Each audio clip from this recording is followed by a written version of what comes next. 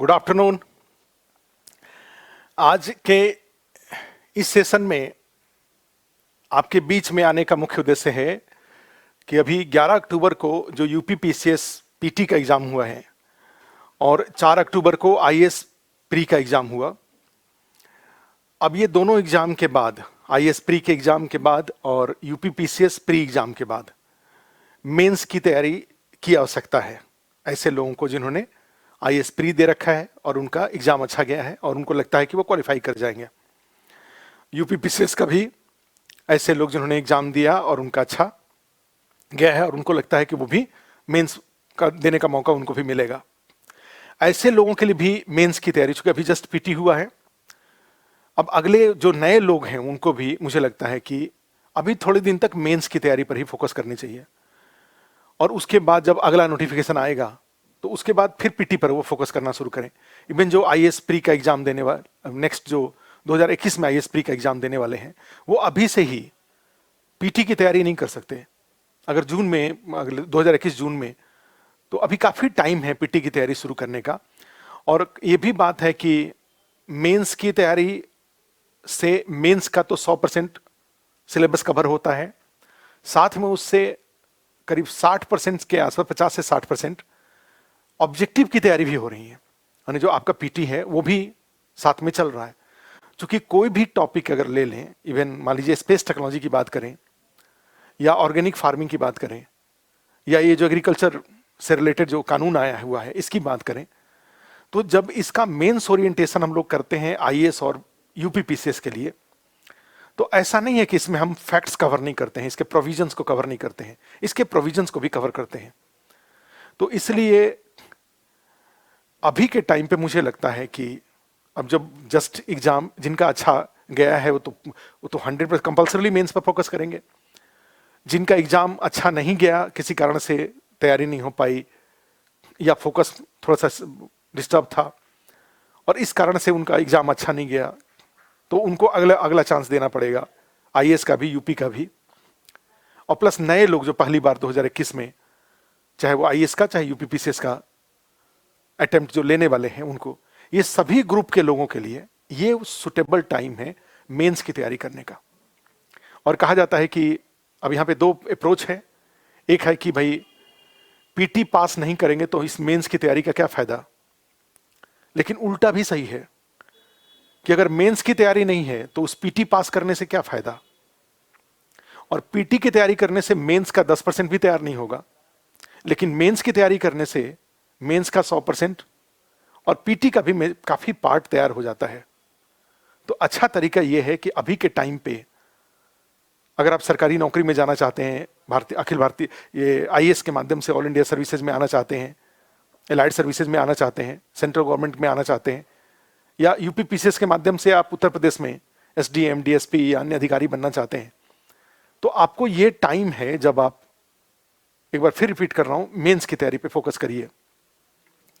और दोनों एग्जाम का नाम इसलिए एक साथ ले रहा हूं कि ये दोनों एग्जाम का जो सिलेबस है वो ऑलमोस्ट एक समान है।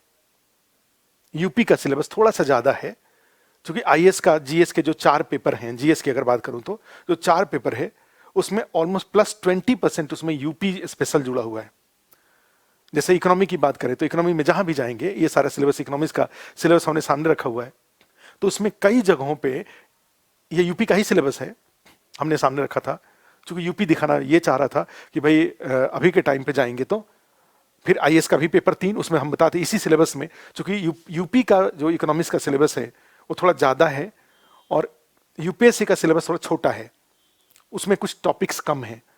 तो मैंने इसलिए इसका लिया कि इसमें से ही हम दिखा देंगे आपको कि कौन सा यूपी में एक्स्ट्रा है और उसको छोड़ देंगे तो वो यूपीएससी का सिलेबस बन जाएगा।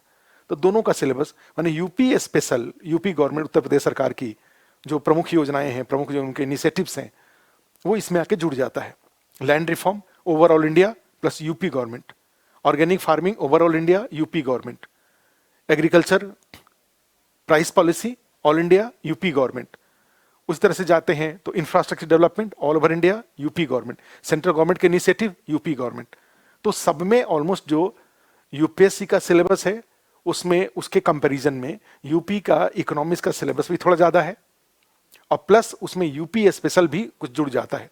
तो इस तरीके से मान के चलिए कि यूपीएससी का जो पेपर 3 में इकोनॉमी का सेक्शन है, जीएस का पेपर 3 में जो इकोनॉमी का सेक्शन है, उसमें यूपी का सिलेबस भी बड़ा है, कंटेंट की आवश्यकताएं भी बड़ी हैं, ज़्यादा हैं, और प्लस ज़्यादा है यूपीएससी के कंपैरिजन में। तो इस तरीके से, लेकिन हाँ निश्चित रूप से चूंकि वो पीसीएस है, प्रोविंशियल सिविल सर्विसेज है वो, और यहाँ पे जाएंगे तो ये Akhil Bharatiya all India level का एग्जाम है ये। तो इसके क्वेश्चन में सेम सिलेबस के टॉपिक पर जो कंटेंट है, वो कंटेंट और उससे बनने वाले प्रश्न के प्रकृति में डिफरेंस है। यूपीएससी का जो क्वेश्चन होता है वो डिफिकल्ट होता है, यूपी का क्वेश्चन थोड़े सीधे हैं और आसान है। तो इस तरीके से जाएंगे। तो हमने इसके पहले आपको जो अभी जो यूपी का जो मेंस हुआ था अक्टूबर में, सितंबर में, उसका पेपर हमने डिस्कस किया था। इकोनॉमिक्स में जो आए हुए क्वेश्चन थे वो डिस्कस किया था यूट्यूब पे, आस्था इसके यूट्यूब चैनल पे वो पड़ा हुआ है, आप उसको चाहें तो देख सकते हैं। अभी हम, लेकिन अब आने वाले दिनों में आगे के लिए क्या है, क्या आपकी स्ट्रेटजी होनी चाहिए, मैं बता रहा हूं कि यूपीएससी में भी जाएंगे तो जीएस के 4 पेपर हैं, मैं पेपर 3 का एक सेक्शन इकोनॉमी की बात कर रहा हूं। यूपी के सिलेबस में भी जाएंगे तो जीएस के 4 पेपर हैं, उसमें पेपर 3 एक सेक्शन इकोनॉमी की बात कर रहा हूं, ठीक है। अभी science technology, disaster management, internal security, ये सब मिलाकर के पेपर 3 बनता है। मैं बाकी 3 की बात नहीं कर रहा हूं, साइंस टेक्नोलॉजी की बात नहीं कर रहा हूं, डिजास्टर मैनेजमेंट की बात नहीं कर रहा हूं, और इंटरनल सिक्योरिटी की बात नहीं कर रहा हूं, केवल इकोनॉमी की बात कर रहा हूं। यूपीएससी में भी 4 हैं, इंटरनल सिक्योरिटी है, डिजास्टर मैनेजमेंट है, साइंस टेक्नोलॉजी है, और प्लस इकोनॉमी है, ठीक है। तो दोनों का सिलेबस, तो दोनों के जो पेपर 3 में जो डिफरेंट सेक्शंस हैं वो तो दोनों में एक है। तो दोनों का इकोनॉमी वाला सेक्शन में देख रहा हूं, और इकोनॉमी के सिलेबस का आपके सामने सिलेबस पड़ा हुआ है, और इस सिलेबस से क्वेश्चन आता है, ठीक है। अगर 20 क्वेश्चन आ रहे हैं तो ऑलमोस्ट 50% क्वेश्चन इकोनॉमिक्स वाले से आते हैं, और बाकी 50% में आपका साइंस टेक्नोलॉजी, इंटरनल सिक्योरिटी और डिजास्टर मैनेजमेंट। इंटरनल सिक्योरिटी का क्वेश्चन है वो साइंस टेक्नोलॉजी से ऑलमोस्ट कवर हो जाता है, ठीक है। डिजास्टर मैनेजमेंट ज्योग्राफी से होके अगर आप पढ़ते हैं एक्सटेंडेड ग्रुप में तो उससे कवर हो जाता है, ठीक है। लेकिन इकोनॉमिक्स की बात करें तो अब इकोनॉमिक्स के सिलेबस में आके इस सिलेबस को एक बार देखो। इसमें जाएंगे तो फर्स्ट क्या होता है, economic planning in India, objectives and achievements, role of Niti Aayog, pursuit of sustainable development goals. अब इसमें क्या होगा, ये जो पहला यूनिट है, इस पहले यूनिट से आप इसमें देखो 4 पार्ट है, ठीक है। कैसे, एक ये प्लानिंग वाला है। अब जब नीति आयोग आ गया, उसका 5 साल हो गया, तो प्लानिंग कमीशन और उसके अचीवमेंट्स नहीं रहने चाहिए, लेकिन फिर भी चूंकि सिलेबस में सीधा लिखा हुआ है तो इसलिए पूछ सकता है, review achievements of 5 year plans, पंचवर्षीय योजनाओं की जो उपलब्धियां हैं उसकी समीक्षा करें। फिर उसको प्लानिंग कमीशन को नीति आयोग से जोड़ के भी क्वेश्चन पूछा है, what are the philosophical difference in functioning of planning commission and Niti Aayog. Planning commission और नीति आयोग के कार्य में दार्शनिक अंतर बताएं। नेक्स्ट आ जाता है, फिर उसी में क्वेश्चन एक आ सकता है कि नीति आयोग प्लानिंग कमीशन की जगह पे नीति आयोग के लाने का औचित्य बताएं। एक ओवरऑल क्वेश्चन आ सकता है, what are the differences between Niti Aayog and planning commission, ये भी क्वेश्चन आ सकता है।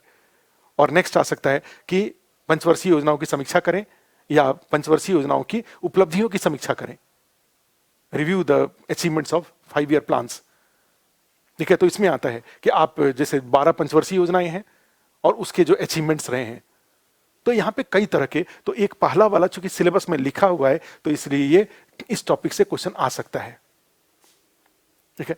दूसरा इसमें देखेंगे तो एक नीति आयोग का आ गया, तो नीति आयोग प्लानिंग कमीशन के बारे में हमने पूछा, कंपैरेटिव भी क्वेश्चन पूछा जाएगा, और नीति आयोग के बारे में भी चूंकि क्वेश्चन छोटे आते हैं, ठीक है, यूपी में भी और यूपीएससी में भी 250 वर्ड्स और 150 200 वर्ड्स के मैक्स बड़े, सबसे बड़ा क्वेश्चन है, और बाकी 150 वर्ड्स और 125 वर्ड्स, तो उसमें जाएंगे तो क्वेश्चन बन जाएगा। तो यहां से किसी योजना पर भी क्वेश्चन पूछा जा सकता है नीति आयोग के, एक भारत श्रेष्ठ भारत, ठीक है, तो यहां से भी क्वेश्चन आ सकता है।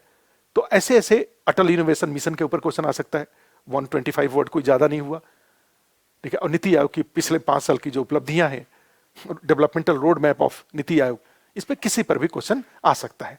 तो ये जो सेक्शन, जो सेकंड सेक्शन है नीति आयोग का, तो ये भी आपके लिए इंपॉर्टेंट हो गया। अब इसी में जाते हैं थर्ड, ठीक है, एक सस्टेनेबल डेवलपमेंट गोल। अब सस्टेनेबल डेवलपमेंट गोल जो तीसरा है, जो थर्ड है, इसने तो पूरा पिटारा ही खोल दिया। अब आप जानते हैं सस्टेनेबल डेवलपमेंट गोल में टोटल 17 गोल्स हैं, 16 गोल्स हैं, है तो 17, लेकिन 17वां तो रिव्यू है, 16 टोटल है, अब ये 16 का 16 टॉपिक्स हैं, ठीक है। मान लो इसी में अगर हम लोग देखें एक तरह से, ये अगर एसडीजी की बात अगर कर दें, सस्टेनेबल डेवलपमेंट गोल,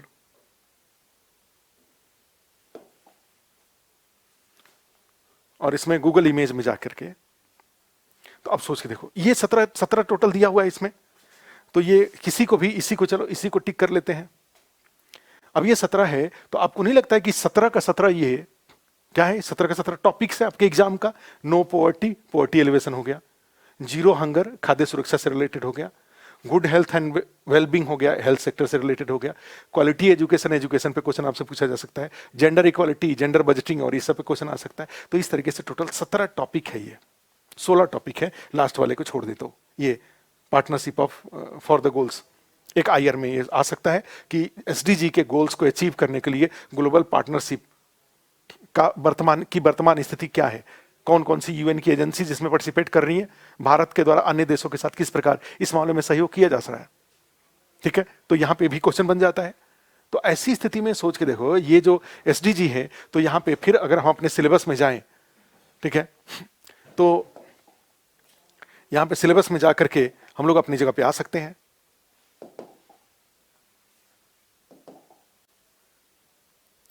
ये है ना सिलेबस। तो ये सिलेबस में जो हम लोग देख रहे थे अपना इकोनॉमिक प्लानिंग, जैसे इसको बढ़ा, ये इसी को जैसे देखें तो फूड और नीचे कर लें, तो देखो, तो एक टॉपिक में तो यहां तो दिख तो रहा है, एक टॉपिक में यहां पे हमारे पास तीन तीन, एक तो प्लानिंग वाले पे क्वेश्चन हो ही गया, यहां से क्वेश्चन हो गया, फिर हमारे पास नीति आयोग से क्वेश्चन हो गया, और फिर एसडीजी से क्वेश्चन हो गया। तो अब आप जब मेंस की तैयारी करने जा रहे हैं तो इस बात को ध्यान में रखेंगे, सस्टेनेबल डेवलपमेंट गोल के जो इंपॉर्टेंट गोल्स हैं उसका भी 150 वर्ड्स, 200 वर्ड या 250 वर्ड तैयार करके रखिए, उसको कंटेम्प्रेरी इश्यू से जोड़ के रखिए। नीति आयोग ने उसके बारे में क्या रिपोर्ट दे रखा है, वर्तमान स्थिति उसकी क्या है, तो ये प्लस ये दोनों। तो एक पहला टॉपिक से इस बात की पूरी संभावना है कि जो मेंस में क्वेश्चन आएंगे उसमें से एक क्वेश्चन यहां से जरूर आएगा, क्योंकि एक उनका ट्रेंड है कि हर यूनिट से क्वेश्चन पूछते हैं। तो हर यूनिट से जब क्वेश्चन पूछते हैं तो यहां से क्वेश्चन आएगा। अब दूसरे यूनिट की बात करें, दूसरे यूनिट, अब यहीं पे यूपीएससी में जाएंगे तो सस्टेनेबल डेवलपमेंट गोल वाला जो पार्ट है वो साइलेंट है, ठीक है, नीति आयोग योजना आयोग वाला ही केवल उसमें है। अब सेकंड में जाएंगे, issues of poverty, unemployment, social justice and inclusive growth, ठीक है। ये तो यूपीएससी में यूपीपीसीएस में लिखा हुआ है। यूपीएससी में क्या है, ये पॉवर्टी वाला जो टॉपिक है वो सोशल इश्यूज में है, यहां नहीं है। इकोनॉमिक्स में पेपर 3 में नहीं है वो, ठीक है। पेपर 3 में क्या है, ये सिर्फ दो है, अनएम्प्लॉयमेंट और इंक्लूसिव ग्रोथ। आप जानते हैं सोशल जस्टिस और पॉवर्टी ये अलग हटा के रखा हुआ है।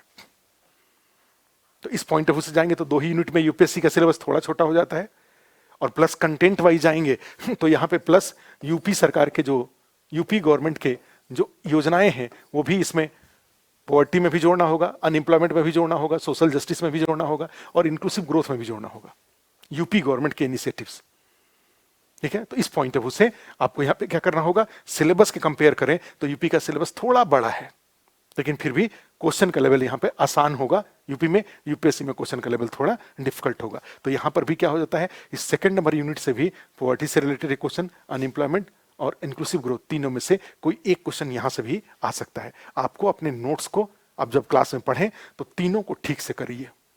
नई जो बातें हो रही हैं, अनएम्प्लॉयमेंट को दूर करने के लिए कौन सी बातें हो रही हैं, कोरोना के दौरान जो अनएम्प्लॉयमेंट जनरेट हुआ उसको चेक करने के लिए कौन कौन से, ठीक है, प्रधानमंत्री गरीब रोजगार, ये जो माइग्रेंट्स लेबरर के लिए था इसका भी रेफरेंस इसमें आ जाएगा। प्लस पॉवर्टी के लिए क्या किया, प्रधानमंत्री गरीब कल्याण योजना, इसका रेफरेंस लेते हुए आपको अपने आंसर को अपडेटेड रखना है, ठीक है। तो इसमें ये आ गया। प्लस इसमें इंक्लूसिव ग्रोथ है, इंक्लूसिव ग्रोथ के लिए क्या क्या किया जा रहा है, 11th 5 ईयर प्लान में क्या था, 12th 5 ईयर प्लान में क्या था, अभी क्या हो रहा है, इस सब बातों को, ठीक है, तो आप ध्यान रखेंगे। तो ये दूसरा भी आपके लिए इंपॉर्टेंट टॉपिक है, लेकिन मैंने ऐसा भी क्वेश्चन नहीं आएगा, पेपर भी हम लोग एक बार देख लेंगे, ऐसा भी क्वेश्चन नहीं आएगा जो आपसे नहीं होगा, होगा फेमस क्वेश्चन ही आएगा, आंख के सामने का ही क्वेश्चन आएगा, लेकिन उसके अंदर वो बातें लिखना जिससे कि एग्जामिनर अगर मान लीजिए 12 नंबर है तो उसमें आपको कम से कम 10 नंबर देने के लिए बाध्य हो, आपको उसके लिए थोड़े एफर्ट करने पड़ेंगे, ये यहाँ पे बात है। नेक्स्ट जाए तो थर्ड है कंपोनेंट्स ऑफ गवर्नमेंट बजट। अच्छा, ये तीसरा पब्लिक फाइनेंस का टॉपिक है, ठीक है। थर्ड में जाएंगे तो ये जो बजटरी सिस्टम है, तीसरा पब्लिक फाइनेंस बजटरी सिस्टम। और यहां पर आपको एक तो बजटरी रिफॉर्म जो पिछले दिनों में किया गया, 2017-18 में किया गया। दूसरा जाएंगे तो उसके बाद ये पब्लिक इनकम वाले साइड में टैक्स रिफॉर्म कई तरह के हैं। एक्सपेंडिचर वाले साइड में जाएंगे तो ओवरऑल एक्सपेंडिचर रिफॉर्म है जो आईएएस में पूछा हुआ था। अब प्लस एक्सपेंडिचर रिफॉर्म के अंदर अगर जाते हैं तो उसमें subsidy, different type of subsidy और सब्सिडी रिफॉर्म के लिए जो बातें की जा रही हैं आपको जानने होंगे। फिर उसके बाद जाते हैं तो दोनों को मिला करके फिर डिफरेंट टाइप ऑफ डेफिसिट्स आता है, फिजिकल डेफिसिट, बजटरी डेफिसिट या ways and means advances, deficit financing, ये बातें उसमें आ जाती हैं। और फिर दोनों में यहां से ये जो बजटरी सिस्टम है इसमें सेंटर स्टेट के बीच में रिलेशन के लिए 15 फाइनेंस कमीशन का इशू आ जाता है, 15वें वित्त आयोग का, उनका रिकमेंडेशन का सेंटर स्टेट रिलेशन पे क्या नॉर्थ साउथ डिवाइड का क्या मुद्दा था, ये बातें उसमें आ जाती हैं। कोरोना के दौरान 15 फाइनेंस कमीशन के क्या चैलेंजेज हैं, किस तरह का उनका रिकमेंडेशन बनाने में किस तरह की दिक्कतें उनको आने वाली हैं, इस तरह के क्वेश्चन उसमें आ सकते हैं। तो ओवरऑल जाएंगे तो बजटरी रिफॉर्म, इनकम, एक्सपेंडिचर दोनों मिलाकर के फिजिकल डेफिसिट को कंट्रोल करने के लिए उपाय, और फिर 15 फाइनेंस कमीशन। तो एक अच्छा खासा एक इंटरेस्टिंग टॉपिक है और एक क्वेश्चन तो जरूर आएगा ये 3 नंबर से, बजटरी सिस्टम से। अब फिर जाएंगे तो अब आगे में देखो क्या है इसमें। अगर मैं इसको, ये सारा जो मैंने टिक किया वो झाड़ू लगा दिया हमने। अब चलो इसमें क्या हुआ, अब अगर मान लीजिए हम लोग चौथा टॉपिक, ये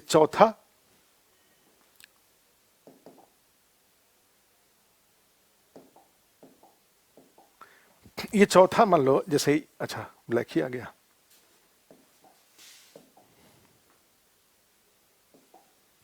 ये चौथा जैसे मान लीजिए हम लोग ले लेंगे इसको सारा, चौथा, पांचवा, छठा,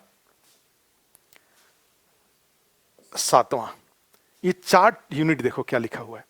ये 4 का 4 यूनिट, 4 नंबर, 5 नंबर, 6 नंबर और 7 नंबर, ये चारों के चारों एग्रीकल्चर का है। और ये आश्चर्यजनक बात है, पिछले दिनों में जो यूपीएससी का सिलेबस चेंज हुआ था, यूपी का सिलेबस भी उसी तरह से हो गया। और इस पूरे सिलेबस में ये जो सिलेबस दिया हुआ है 9 नंबर तक, देखो 9 नंबर तक इकोनॉमी है, इसके नीचे साइंस टेक्नोलॉजी है, ये 9 नंबर के ऊपर। तो इस टोटल जो 9 यूनिट इसमें है, जिसमें से 10 क्वेश्चन आता है, 20 क्वेश्चन में 10 क्वेश्चन ऑलमोस्ट इकोनॉमिक्स का आता है। तो यहां पे जो क्वेश्चन आ रहा है, तो इसमें एक चीज देखो, ये 9 यूनिट में अकेले 4 यूनिट एग्रीकल्चर का है। और इस बार आईएएस का जो प्री का पेपर आया था वो पूरे इसी एग्रीकल्चर वाले सेक्शन को उसने ऑब्जेक्टिव में कन्वर्ट कर दिया था। और 20 क्वेश्चन, करीब 17-18 क्वेश्चन, 20 क्वेश्चन में से करीब 8 क्वेश्चन अकेले एग्रीकल्चर का आया है। और वही वहां पे हमने बताया था कि मेंस का जो सिलेबस है उसको उसने ऑब्जेक्टिव कन्वर्ट कर दिया। और कई सारे जो इकोनॉमिक पीटी में, इकोनॉमिक के सिलेबस में से जहां से पीटी में क्वेश्चन पूछा जाता है वहां से क्वेश्चन नहीं पूछा गया। तो सोच के देखिए, तीनों से ऊपर का 3 तो था ही, नीति आयोग प्लानिंग, पॉवर्टी अनएम्प्लॉयमेंट का, सोशल जो एक तरह से, और प्लस बजटिंग का। अब ये 4 यूनिट एग्रीकल्चर का है। और चारों में क्या क्या है, मेजर क्रॉप्स हो गए, ये एग्रीकल्चरल एक्टिविटीज जैसे हार्वेस्ट के लेवल पर, e technology aid to farmers, marketing of agriculture, ये सारा। दूसरे वाले में जा रहे हैं तो देखो डायरेक्ट एंड इनडायरेक्ट सब्सिडीज और बाकी सारे। तीसरे वाले में जाते हैं तो फूड प्रोसेसिंग और ये रिलेटेड इंडस्ट्रीज। और चौथे वाले में लैंड रिफॉर्म और इसे आफ्टर इंडिपेंडेंस, माने प्री हार्वेस्ट, हार्वेस्ट और पोस्ट हार्वेस्ट से रिलेटेड सारी बातें इसमें हैं। और ये 4 यूनिट है और चारों से कम 4 क्वेश्चन पूछा जाएगा। और आईएएस और पीसीएस का दुर्भाग्य यही है, तैयारी कराने वाले लोगों के द्वारा, कि ये चारों यूनिट को जो इकोनॉमिक्स के सिलेबस में लिखा हुआ है उसको इकोनॉमिक्स वाले इसलिए छोड़ देते हैं कि ये ज्योग्राफी का है, और ज्योग्राफी वाले इसलिए छोड़ देते हैं कि ये इकोनॉमिक्स का है, इस 4 यूनिट को। या अगर नहीं छोड़ते हैं तो कई बार कई कोचिंगों में हमने देखा है कि लोग क्या करते हैं, ज्योग्राफी वाले टीचर को इस 4 यूनिट को पढ़ाने के लिए दे देते हैं। अब बताओ, ये ज्योग्राफी का नहीं है, ये इकोनॉमिक्स का है, यहां पे इकोनॉमिक ओरिएंटेशन चाहिए चारों यूनिट में। और कोचिंग में क्या किया जाता है, ज्योग्राफी के टीचर को दे दिया जाता है। इकोनॉमिक्स के टीचर के साथ दिक्कत यह है कि वो monetary policy, money banking, national income, GDP, ये सब तो करा देते हैं वो, ठीक है, फॉरेन ट्रेड का, टैक्स वगैरह का, ये सब करा देंगे। लेकिन यहाँ पे ये 4 यूनिट, जो ये वाला 4 यूनिट है जो एग्रीकल्चर का है, ये तो सब्जेक्टिव है। थोड़ा सा इंटरेस्टिंग बना के बच्चों को इसको पढ़ाना पड़ेगा, जो एग्जाम देने वाले को पढ़ाना पड़ेगा। एग्रीकल्चर का जो एनिमल हस्बेंड्री है उसका, जो हरसिमरत कौर थी जो रिजाइन कर चुकी हैं, उनके मंत्रालय का फूड प्रोसेसिंग मंत्री थी वो, ये सबके annual report, economic survey, budget, ये सबको मिला करके, प्लस मिनिस्ट्री ऑफ एग्रीकल्चर, ये department of agriculture, ministry of agriculture, ये सारा जो वहां का, जो उनका ट्विटर से जो वो सारा स्लाइड्स बना बना के भेजते रहते हैं, नरेंद्र सिंह का विभाग है ये, नरेंद्र सिंह तोमर का, तो वहां से वो सब मिला करके ये बनता है, ये इकोनॉमिक्स का इसका कंटेंट बनता है, और कम से कम 60 से 70 पेज का मिनिमम बनेगा, तब जाकर के यहाँ के क्वेश्चन हो पाएंगे। और ये आप इसको कैजुअली करेंगे तो क्वेश्चन नहीं होगा। फिर ये पेपर 3 का ये 4 यूनिट से बनने वाला 4 क्वेश्चन अगर एवरेज हो जाएगा, तो फिर पेपर 3 में ये मार्क्स उठा पाना, मार्क्स आईएएस में जाएंगे तो 250 में 100 नंबर से ऊपर जाना बहुत मुश्किल हो जाएगा। लेकिन अगर ये 4 क्वेश्चन एग्रीकल्चर वाले को संभाल लिए, अर्थात इकोनॉमिक्स के नाम पे आपको मुख्य रूप से कहा ये 4 यूनिट संभालना है। और कोचिंग में क्या होता है, टीचर्स में क्या होता है, वो ये 3 यूनिट तो ऊपर वाले करा देंगे, ये बजट वाला करा देंगे, ठीक है ये। लेकिन यहां आकर के मामला थोड़ा एवरेज हो जाता है, लोग कराते जरूर होंगे लेकिन एवरेज हो जाता होगा। यहां पे फोकस करना जरूरी है। हमने बताया कि कई जगह पे सिलेबस के नीड के अकॉर्डिंग आपका पास बेस होना चाहिए।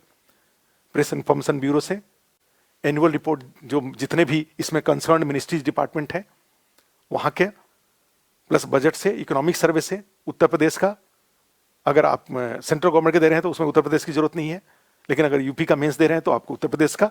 ये चारों यूनिट में चीजों को मिक्स करके आपको कंटेंट बनाना पड़ेगा, और तब जाकर के ये 4 यूनिट आपका संभलेगा और आपका क्वेश्चन नहीं छूटेगा, ठीक है। तो ये 4 यूनिट को ध्यान में रखिएगा। उसके बाद 8 नंबर आता है, इसमें इंडस्ट्रियल पॉलिसी, और उससे एलपीजी पर आधारित है ये, इफेक्ट ऑफ लिबरलाइजेशन। जैसे इसमें हुआ 4 नंबर में, देखो इफेक्ट ऑफ liberalization,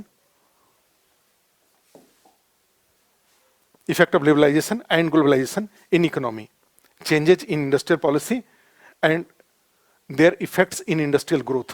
माने ओवरऑल इंडस्ट्री वाले में एलपीजी है, इफेक्ट ऑफ लिबरलाइजेशन में लिबरलाइजेशन, प्राइवेटाइजेशन, ग्लोबलाइजेशन। और फिर वो तो आप जानते हैं 1991 का इंडस्ट्रियल पॉलिसी है, वो एलपीजी पर आधारित है, लिबरलाइजेशन, प्राइवेटाइजेशन, ग्लोबलाइजेशन पे। उसी में पूछ रहा है वो कि इस इंडस्ट्रियल पॉलिसी में जो चेंजेस किए गए और चेंजेस करके उसका क्या इंपैक्ट पड़ा, देखो its and their effect on industrial growth, ये इसमें आया हुआ है। तो ये टॉपिक है। तो एक तरह से इंडस्ट्री और फिर उसके जो नई इंडस्ट्रियल पॉलिसी 1991 और अभी के टाइम पे इंडस्ट्रियल, यहां से क्वेश्चन किस तरह का हो सकता है, ठीक है। The causes of slow down of industrial development in India, ये भी क्वेश्चन यहां से हो सकता है। उसका रिमेडियल जो भी steps, initiatives taken by government of India और plus UP government plus other state जो भी पीसीएस आप दे रहे हैं, to promote industrialisation in India और to promote industrialisation in state. Manufacturing को बढ़ावा देने के लिए क्या क्या किया जा रहा है, make in India, labour reform किया जा रहा है, इंडस्ट्रियल कॉरिडोर गलियारा है, ठीक है। ये सारे जो चीज जो भी किया जा रहा है, एमएसएमई को, मीडियम स्मॉल माइक्रो इंटरप्राइजेज के लिए जो काम किया जा रहा है, तो ये सब तो पूरा इंडस्ट्री वाला एक टॉपिक है ये। और 9 नंबर इसी का एक्सटेंशन है, infrastructure, energy, ports, road, infrastructure development, आधारभूत संरचना विकास। इकोनॉमिक सर्वे में जाएंगे तो इसका बड़ा काफी डिटेल इसका लिखा हुआ है, तो इकोनॉमिक सर्वे में भी है, प्लस अदरवाइज सबके बारे में योजनाओं की भरमार है। उन योजनाओं का रेफरेंस लेकर के यहां से कोई क्वेश्चन, हाँ ऐसा हो सकता है, एनर्जी क्राइसिस सोल्यूशन, ये अलग एक क्वेश्चन हो सकता है, रोड्स डेवलपमेंट अलग क्वेश्चन हो सकता है, ठीक है। और overall railway safety and security, ये अलग क्वेश्चन हो सकता है, और प्लस ओवरऑल इंफ्रास्ट्रक्चर एक अलग क्वेश्चन हो सकता है, ठीक है। तो ये आपका टोटल 9 टॉपिक हैं इकोनॉमिक्स के, और ये 9 टॉपिक्स के लिए आपको पढ़ाई करने पड़ेंगे। पढ़ करके अपनी इसका सारे टॉपिक का आपके पास खूब सुंदर नोट्स होना चाहिए, क्योंकि पिछले दिनों में देखो हिंदी माध्यम अगर कमजोर पड़ रहा है तो उसके पीछे सबसे बड़ा रीजन ये है कि हिंदी माध्यम से भाई ग्रामीण पृष्ठभूमि से लोग आते हैं, सरकारी स्कूल से पढ़े हुए लोग आते हैं, काफी लोग, अधिकांश लोगों की बात करें तो, और वो उनके काम करने की गति थोड़ी धीमे होती है। और इस कारण से क्या होता है कि पता चला कि वो अगर उनको ठीक से अगर अपडेटेड कोई नोट्स नहीं मिल पाता है, वो पढ़ तो सकते हैं, वो तो मेहनत तो बेस्ट, जितना मैंने कई बार जो इंग्लिश मीडियम के लोग हैं उनसे ज्यादा वो मेहनत करते हैं, लेकिन उनकी समस्या ये है कि उनका जो मेहनत होता है वो मेहनत में क्वालिटी की थोड़ी कमी हो जाती है। मेहनत खूब होता है लेकिन उसमें क्वालिटी अगर जुड़ जाए तो उनका आउटपुट बहुत अच्छा हो जाएगा। और क्वालिटी का मतलब यही हुआ कि अब अगर इस तरह से कोई गांव से ग्रामीण पृष्ठभूमि की कोई महिला है, उनको अगर दे दिया जाए ये सिलेबस और कहा जाए कि भाई, और मोटी मोटी किताबें 4-6 दे दी जाए और कहा जाए कि आप सिलेबस का 125 वर्ड और 200 वर्ड्स के अकॉर्डिंग या 150 और 250 वर्ड्स के अकॉर्डिंग आप नोट्स बना लीजिए। क्योंकि आपके पास जब तक कहा जाता है कि भाई सफलता के साथ, सक्सेस के साथ क्या है भाई, इसमें भाई सफलता के साथ अगर जाते हैं, सक्सेस के साथ, तो अगर ये यहां पे सफलता है, सक्सेस, आप अधिकारी जो बनते हैं, तो ये सफलता तो एग्जाम हॉल से होके जाता है ना भाई। इसके अलावा तो और तो कोई रास्ता है नहीं। एग्जाम हॉल, भाई एग्जाम हॉल में यहां पर कैंडिडेट के द्वारा अगर बेस्ट परफॉर्म किया जाएगा,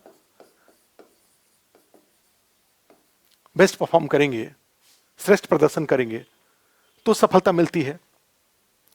और यहां पर ये बेस्ट परफॉर्म करने के लिए क्या चाहिए? आपके पास नॉलेज चाहिए, ज्ञान चाहिए, और यहां पर ज्ञान होना चाहिए। ठीक है। और ज्ञान के लिए क्या चाहिए? ज्ञान के लिए एक अध्ययन सामग्री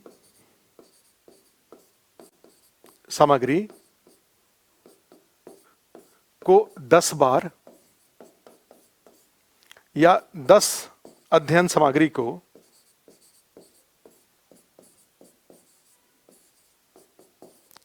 को एक बार, क्या चाहिए?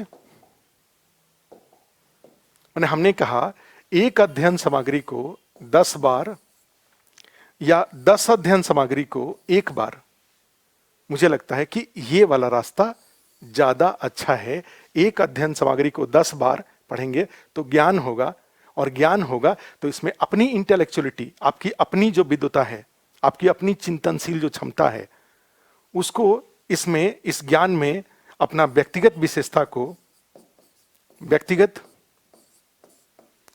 को इसमें जोड़ करके, चिंतन क्षमता को इसमें जोड़ करके, इसमें मिक्स करके एग्जाम हॉल में अगर अच्छा प्रदर्शन करते हैं तो सफलता जरूर मिल जाएगी। हिंदी माध्यम की सबसे बड़ी गड़बड़ी क्या हुई है? वो एक कहां है हमारे पास, ये एक कहां से ले आए? ये जो इकोनॉमिक्स का सिलेबस हमने दिखाया, उस इकोनॉमिक्स के सिलेबस का एक कहां से ले आए? और वो जब तक एक नहीं मिलेगा, इकोनॉमिक्स का एक, साइंस टेक्नोलॉजी का एक, डिजास्टर मैनेजमेंट का एक, इंटरनल सिक्योरिटी का एक, ज्योग्राफी का एक, हिस्ट्री का एक, पॉलिटी गवर्नेंस का एक, आईआर का एक, एथिक्स का, जब तक ये हमारे पास वो एक एक नहीं होगा, हम कहां तैयार हैं इस युद्ध स्थली में जाने के लिए? ठीक है। तो तैयारी का मतलब क्या हुआ? आप तैयारी का मतलब कमरे पे इतनी मोटी मोटी किताबें उठा करके पढ़ने से तैयारी नहीं होता है। कहा जाता है कि जो सफल होते हैं वो 10% का 100% उपयोग करते हैं। क्यों? क्योंकि उस 10% उनका कमांड है, उसके साथ खेल सकते हैं वो। और जो असफल होते हैं वो 100% का 10% उपयोग करते हैं। क्योंकि वो 100% पढ़ा तो उन्होंने कई बार, ये पूरे 10 अध्ययन सामग्री को उन्होंने पढ़ा, लेकिन किसी भी अध्ययन सामग्री पे उनका कमांड नहीं है। एग्जाम हॉल में उसको यूज नहीं कर पाते हैं और असफल हो जाते हैं। तो कम जानकारी पर अपनी इंटेलेक्चुअलिटी को जोड़ करके एग्जाम हॉल में अच्छा परफॉर्म किया जा सकता है। और कटअप भी इतना कहां जाता है भाई? 1750 नंबर का अगर आईएएस का, तो 1750 में 800 850 के आसपास ही तो कटअप जाता है। 50% ही तो कटअप जाता है, उससे भी कम कटअप जाता है। तो इसका मतलब क्या हुआ कि गलती करने के बहुत जगह हैं।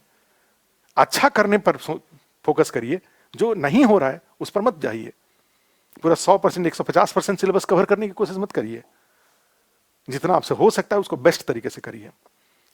तो मेरी तरफ से बस सुझाव यही है कि कोई अगर, और ये हमने प्रैक्टिकली कई एग्जाम में कराया है। हाँ, आप जानते हैं कि हम लोगों ने बीपीएससी पे काम करके, उसका सिलेबस थोड़ा छोटा था, उसमें आदमी उस पर वो एक करा करके, और ऐसे ऐसे लड़कियों को, ऐसी से लड़कियां, आप इमेजिन, बिहार में आप जानते हैं, बिहार अपने आप में एक थोड़े से साई मतलब साई स्टेट है। लोग साई होते हैं, बहुत वोकल नहीं होते हैं, बहुत ज्यादा एक्सट्रोवर्ट नहीं होते। और उसमें भी अगर थोड़े से ग्रामीण पृष्ठभूमि हो जाए और महिला हो जाए तब तो और। लेकिन एक चीज है कि अंदर से कॉन्फिडेंस खूब है, मेहनत करने की क्षमता खूब है। अगर उसको ये एक हमने पहुंचा दिया, जो हमने एक बताया आपको, तो वो उसको पढ़ लेगी लड़की। और पहले पहले फर्स्ट अटेम्प्ट में लोग इंटरव्यू दे रहे हैं और फाइनल सिलेक्शन हो रहा है। रिवॉल्यूशन।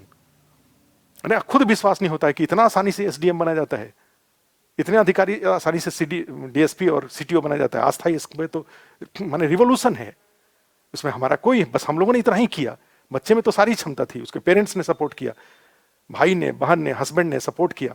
हम लोगों ने तो कोशिश करके वो एक उनके पास पहुंचाया किसी तरीके से। वो अपनी तरफ से, हम लोगों की तरफ से, हमारे पूरे टीचर्स के ग्रुप की तरफ से हमने एक उनको पहुंचाया और कहा कि इसी पर फोकस किए रहो, नॉलेज बढ़ाओ, अपना नॉलेज बढ़ जाएगा एग्जाम हॉल में। बाकी दुनिया की सारी बातें मत, बहुत विद्वान ये पास करते हैं, ऐसा कोई नहीं है। मैं, मेरे साथ एग्जाम्पल है, लाइन मैंने कई, मैं आपको तो आश्चर्य होगा देख करके कि अच्छा ये अधिकारी बन गए, ये एसडीए, ये इंटरव्यू दे रहे हैं, और मैं इतना ज्ञानी, इतनी सारी किताबें पढ़ी, इतना एक्सपीरियंस, 5 साल 8 साल 10 साल से तैयारी कर रहा हूं, और मैं इंटरव्यू नहीं दे रहा हूं।